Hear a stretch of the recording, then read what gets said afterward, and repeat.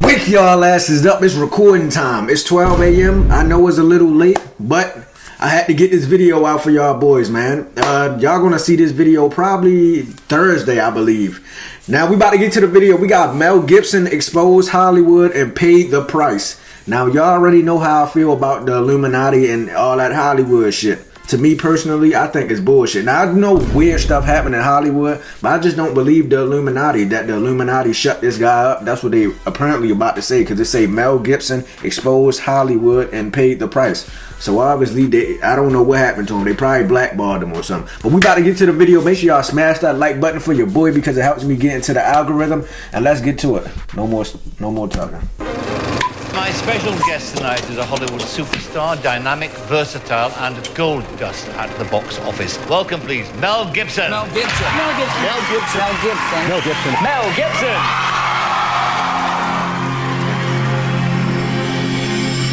Hey, that's me.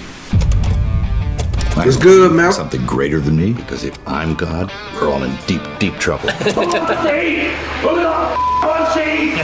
Yeah, I won't make good decisions for you. I was on a four-wheeler in a kilt with long hair, just like... Nice house, huh? I bet I could hit that house from here. It's so much. Yeah. You are going to be f***ed over at some point by people who you may have done something nice for. You can't get mad. You can't let it get you. Fun it. Your faith has been overly discussed by the world. Yes, I'm overly disgusted. There's a producer I know. He says, women on film, either naked or dead. Both is better. And it's like, whoa. What the I hell? hear what women think. Choked me in front of my son. You're talking to the damaged here. You got me a little green. Let the games begin. I could tell jokes and stories and make stories up and convince people of things that weren't true. You were a liar. Kind of, yeah. A great liar. Yeah. Yeah. The lying thing is something you have to try and overcome, I guess. And I try and put it into a framework where I can call it a profession now, which is... It's called acting. Yeah. Being a liar is kind of crazy. I soaked everything up like a sponge. I didn't go to my trailer. I would talk to the camera guys, the lighting guys, the sound guys. I was talking to the director. I would say, why are you doing that? What's the significance of that lens? What's it doing? You know, and it was, this was my school. Everybody just did everything. I remember hauling camera gear up to the top of a pyramid, and I was like, you know, one of the main actors in the film, but I was carrying stuff. It was a shared kind of everybody in it to win it. Yeah, I like telling stories where no one says anything. It's just wonderful to me to be able to sort of speak volumes without dialogue. And it kind of, I guess it gets almost to a question of like kind of a religion. Mecca for filmmakers is this industry here. It's the watering hole where everyone comes to see, to measure up. It's like you go to the smorgasbord to feed your need to work and your need to tell stories and your need to express yourself. Y'all know what I always wanted to do? I always wanted to go to an award show and walk on a red carpet. I don't know why, but that always looked fascinating to me. Like, I don't know why. Now, was this guy a film director or was he a movie star? I think he was a movie star and a film director. I don't know. Y'all put me on game to all the Mel Gibson fans out there, or the people that know about Mel Gibson. Y'all put me on game and educate me. I mean, I did a film without actors in it one time, and where people had to learn from the ground up. That film Apocalypto, Yes. I did, and that was rewarding because I had to find a way to communicate to them in a very quick way where they had complete relaxation and confidence in themselves and were able to just deliver and fast. The main guy in that, I mean, he was laying roof tiles, you know, the day before. You know, he'd never done that before, but he did a great job, you know. The real Hollywood. Here, I was in my mid-20s the first time I really came over here. You know, I had a whole bunch of weird paranoid suspicions about what the hell was going on because there was a lot of stuff I couldn't understand, and nobody was really bothering to explain it to me. And I formed a bunch of opinions about the town and about the people in it that were like, surely that couldn't be, because a whole place can't be like, you know, Weird Town, you know, where the stranger wanders in and all the people are in the bar and they all shut up when he looks at them and they tell you don't go into the house on the hill. And it's like that. And then you go away and you think, no, I was wrong. I mean, that's insane thinking. I'm paranoid. I imagined that stuff. And then you find out later on the track that you were exactly on track, that some of your worst nightmares were real. And you think, You come in, you're off the boat, from the farm, still got shit on your shoes, you're in here, people are charmed by that, but they're also stroking the shit out of you, you know. Pause. What? But it doesn't Whoa, take very whoa, long. whoa, flag on the play, technical foul. That's cause for an ejection right there. What do he mean by stroking you and licking you? What did he mean by that? Like that's a pause moment right there. Like, what you mean by that, bro? You gotta elaborate more. From the farm, still got shit on your shoes, you're in here, people are charmed by that, but they're also stroking the shit out of you, you know, licking you all over. But it doesn't take very long before it gets to you. It's cascading on you, no matter how strong you are. You are going to be affected by this place. 1, 2, 3. Watching someone go through the act of prostituting themselves is there's something very almost unbearable about it. There's a producer I know, successful producer, I will not mention names, but his whole opinion about women on film from beginning to end is very brief. He says women on film, either naked or dead, both is better. And it's like, whoa. Ooh. The man has got a spiritual malady for a start. I was on live television one time, and Anderson Cooper sort of got it. People actually booed when the credits on your film came up at the beginning of the movie. And I'm saying, like, at the beginning of the film, when my name came, yeah, they booed. And I said, the credits aren't on the beginning of the film. Choose what level of integrity you're coming in at. You can't get mad. You have to make a deal with everyone else, and it's almost done. My bad, chat. I thought it was going to be a narrator. Why is this? Why nobody explaining nothing to me? It say Mel Blunt. I said Mel Blunt. Mel Gibson exposed Hollywood and paid the price. Why is no narrating on this? You are going to be fucked over at some point by people who you may have done something nice for. And it may happen that by circumstance, or even very purposefully, that you fuck someone over. But that shouldn't get in the way of you being able to sit down and have fun with them. You have to still try and love those people. It's not personal. They don't really mean to hurt you. No. Not really. Yes, they do. You understand nothing. I'll show you what you are. Christopher Walken, first time I ever did a casting session in America. Yeah. Terrified me. Me too. He came to see me on a rooftop in New York. I said, hey, can I talk to you? And he said, sure. He floated in, sideways, through a crowd of people. He was wearing black, and it was like one of those old vampire movies where they don't walk, but they glide. And he moved sideways, and he just sat down in a chair next to me. I just started talking about the Middle Ages, and he began to talk tortures. And we swapped tortures, because I'd read this book on torture. I tried to recall some of the most heinous things I'd ever read in this book, and he was like, oh, and he'd try and top it. I wanted to leave. And because I knew that I didn't want to work with him. Yeah. And he was getting scary. I can always smell a graveyard. I turned around to avoid his steady gaze at one point. Yeah. And I was looking at a building with the top of the sixes on it. So there was a huge illuminated 666 in red. Yeah. And I went from that to that to that, and he started smiling. The 666. Oh no, Chris Walken is the Antichrist, you know? Oh, it was too much. Having visions about it. What was that like 12 hours like? And what was that really like? I mean, what does it mean to get scourged and crucified? And the significance of what one single event and what one God-man has done historically and changed civilization. I mean, this is like an amazing thing. Did you ever think it was too much? Of course it was too much. Yes, that was the whole point of it. It was the mystery of suffering, which is the sacrificial lamb, you know. I mean, if it was easy, it isn't worth much. Just hours ago, Mel Gibson's controversial movie, The Passion of the Christ, officially opened this morning across the country. The newspaper, they all pig-piled on, and I was like, you know, seriously persecuted. My rights were violated in every way you can imagine, and no one seemed to give a shit, and no one would distribute it. No one. So I thought, well, you know, and I found this little distribution company with 2 guys and a dog. We sort of walked around the system here, which I think is a big sin. Will The Passion of the Christ kill Mel Gibson's career? And then we went out. I made handshake deals with the exhibitors, went and put it and made a killing. It was just like, went crazy. I'd stopped worrying after the first couple of million, really. I stopped worrying.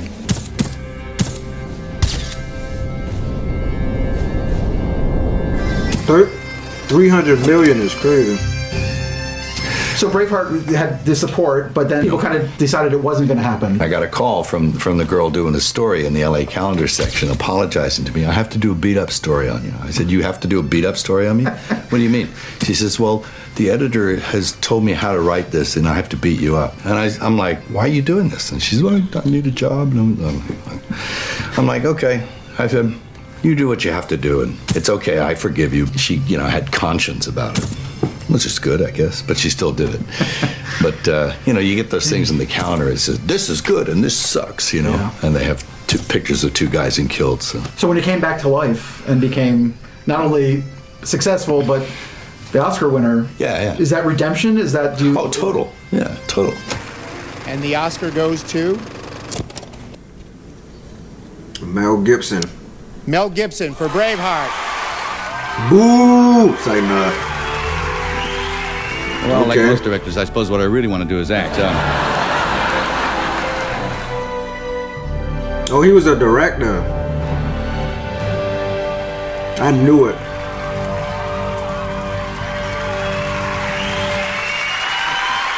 He's hit the dusty trail. He's wandering out there in the wasteland still. You never know, he might trudge back in a couple of decades, but I doubt it. Who wants to eat?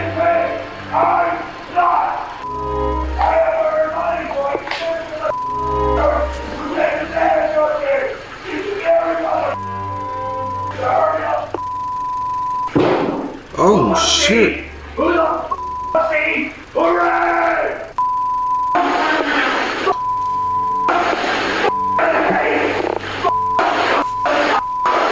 Oh, my. Gibson ranting at screenwriter Joe Esterhaus last year in Mel's Costa Rica home, losing it over a failed project dubbed The Jewish Braveheart. Joe's terrified son was recording.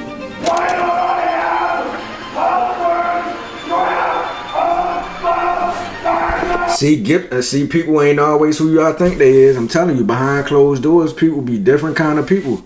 That's what y'all need to learn, man. In Hollywood, just not even in Hollywood, just people in general. Like, people just be faking the funk in front of cameras, and then they get behind the scenes, and they just start losing their mind. Like, they just start being who they really are. And yeah, man, you gotta catch it. You gotta catch them on recording, just like how this young man did right here. But let's continue.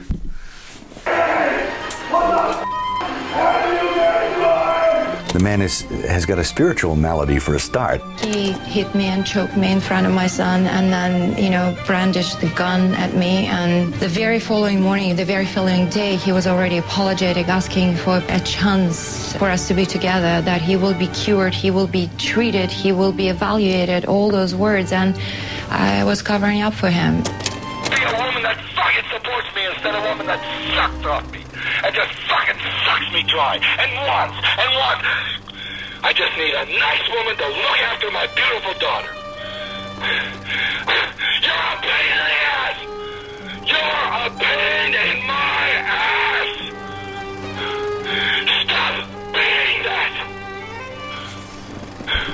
First of all, calm down. Second of all, why you breathing so hard? It sounds like you just finished running a marathon. Like, you hear how you breathing? Like, golly, calm down.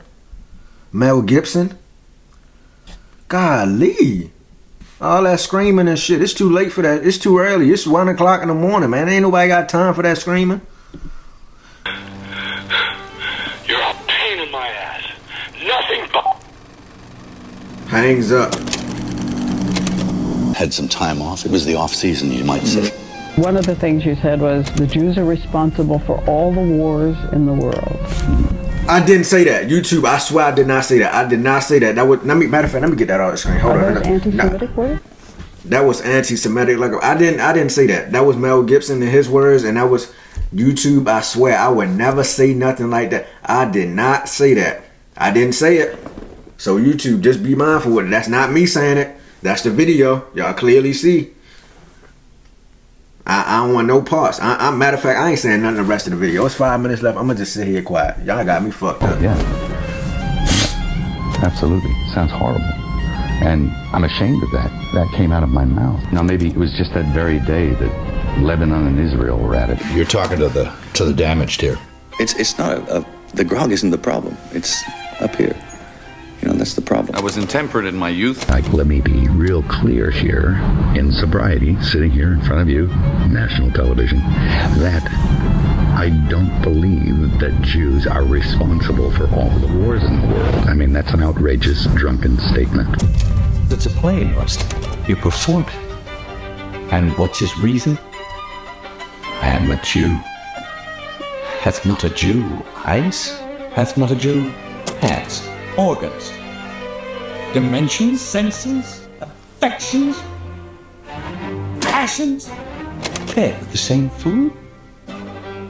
Hurt with the same weapons? Subject to the same diseases, healed by the same means? Warmed and cooled by the same winter and summer? As the question is, if you prick us, do we not bleed? If you tickle us, do we not laugh? If you poison us, do we not die? And if you wrong us, shall we not revenge? Some people need a big tap on the shoulder. In my case, public humiliation on a global scale seems to be what was required. I'm kind of a work in progress right now, so the risk of everything, life, limb, family, is not enough to keep you from it. That's the hell of it. You are indefensible, and people can help, yeah. But it's God. You got to go there. You got to do it.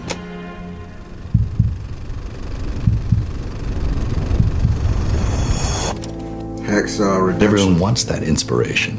Everyone wants to feel that.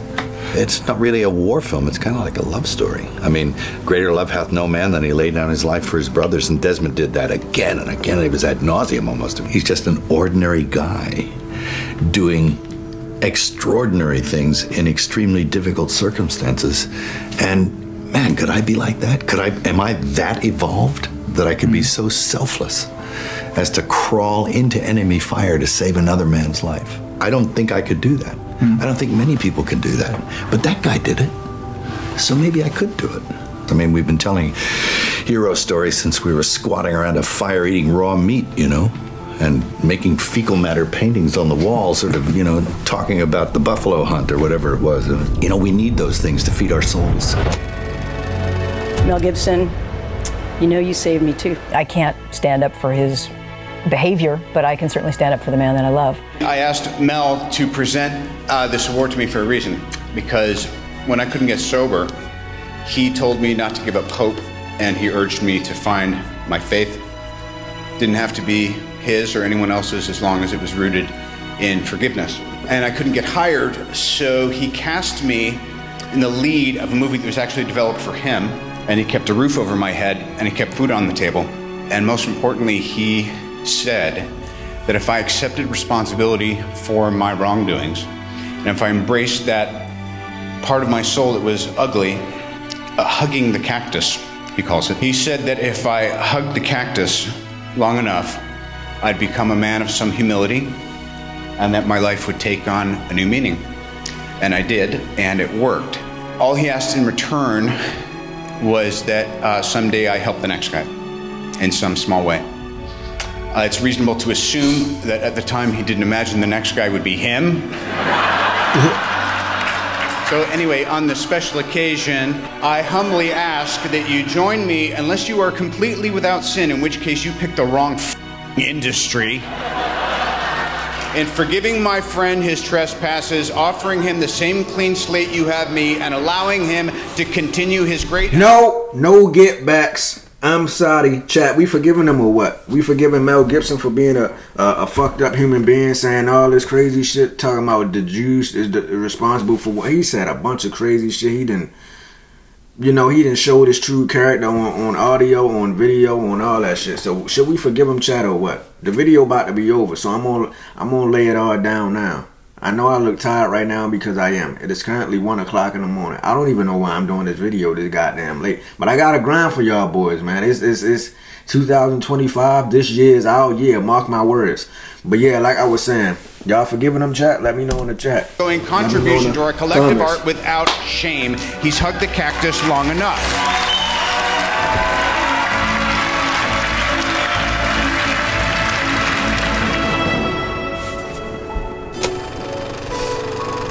cut.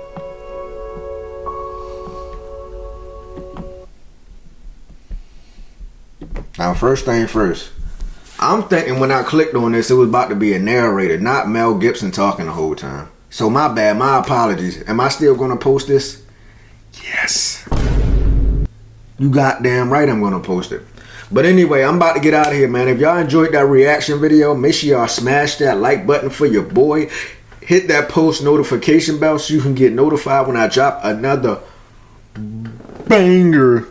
I had to do this video, man. I kept seeing it on my recommend, so I was like, man, I'm gonna just do it. Y'all gotta recommend me videos to react to and all that good stuff.